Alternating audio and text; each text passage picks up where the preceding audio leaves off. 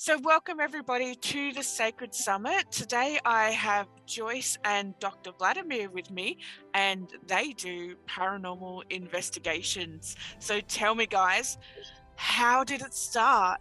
Because it's not like you wake up in the morning and you go, I'm going to do this as a career. Like, where did you start? What happened?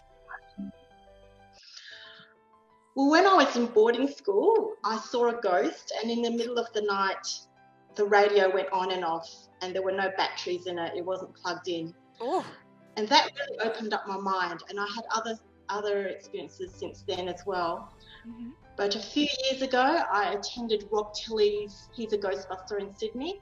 Ooh. I attended his 2-day course in ghost busting or paranormal investigation. Nice. And we cleared this school, which was haunted. Like the blinds kept going up and down, and the music kept going on and off as well. And we spoke to some of the teachers there, the staff, and they said they confirmed it, some of them who stayed late.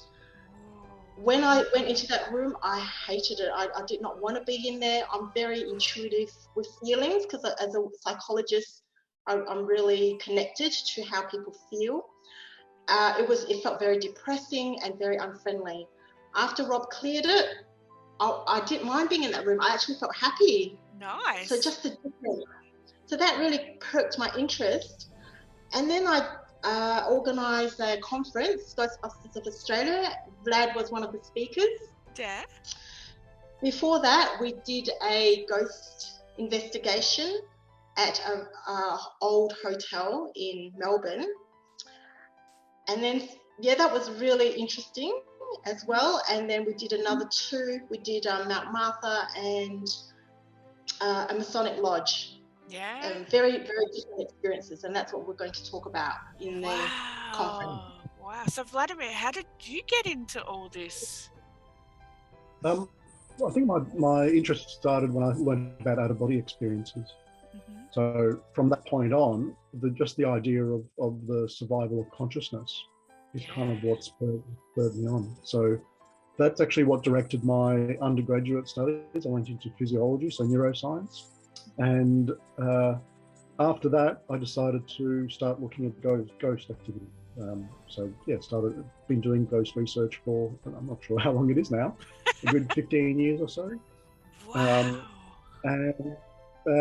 Some of the cases that Joyce and I will be talking about, one of them is probably the most significant one that I've kind of come across, and there's a few patterns that are coming out of these investigations that I think are quite interesting. Yeah. Wow. Have either of you had like an entity like attached to you or something, or you've taken it home and then you're like, oh, this is not right? Sometimes I do feel that there are certain thoughts or emotions that I think, hang on, that's not me. Wow. And I even feel that if I've had some intense clients as well. So I make sure that I do some clearing and cleansing and detaching. Yeah. I must admit, I love everything about ghosts and entities and things like that, but I would really like a poltergeist that attaches itself to me and cleans my house. Like, that would be so handy. Like, come on, let's get something productive going here instead. So, yeah. What about you, Vlad? That'll be a... Yeah, it'd be much handier. Much handier. There's no point in opening and closing the cupboards all the time. Open the cupboard, put something in, close it. Helpful. What about you, Vlad? Have you ever had anything like attached to you and then you took it home or something like that? I seem to be relatively immune to attachments. Oh, good. Someone said I've kind of got a natural block, which might why I'm not particularly sensitive. I've always approached the field from a very scientific perspective. So only recently, in the last couple of years, have I started looking more into the spiritual aspects, which is actually really important. But there was a team member of mine who did pick up about 2 attachments.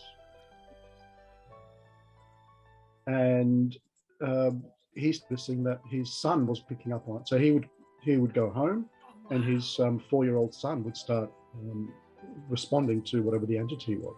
Oh, wow. And so, as I said, really important to put up some sort of protection before you go in. Also do a cleansing when you leave, because in this particular instance, this group member, he actually got attached to the attachment himself. He did not want to get rid of it, which is a little bit scary. The psychology behind it can be a little bit scary. Yeah. So yes, protection and cleansing. Yeah. So, even though there's no scientific basis behind it. Yeah. So that was that kind of like a secondary gain thing for them not to want to get rid of the entity. I think in some ways I'm speculating, but in some ways I can understand it feeling you feel more important, I suppose. Things are paying attention to you. So there's this kind of a symbiotic relationship almost. Yeah, I can completely understand that. Some people also take it and make it their identity, like to feel special, etc., etc. So yeah, can completely relate to that.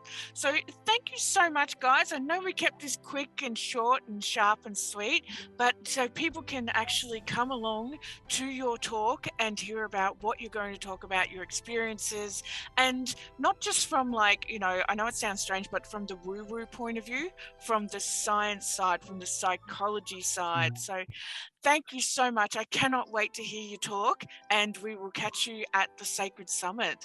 Okay, so thank you everybody who joined in on this video. Drop in on the link, and you can start talking to Joyce and Vlad. Bring your questions, because I'm sure they're going to be more than willing to answer every single one of them. See you, everybody. Thank you. Look forward to it.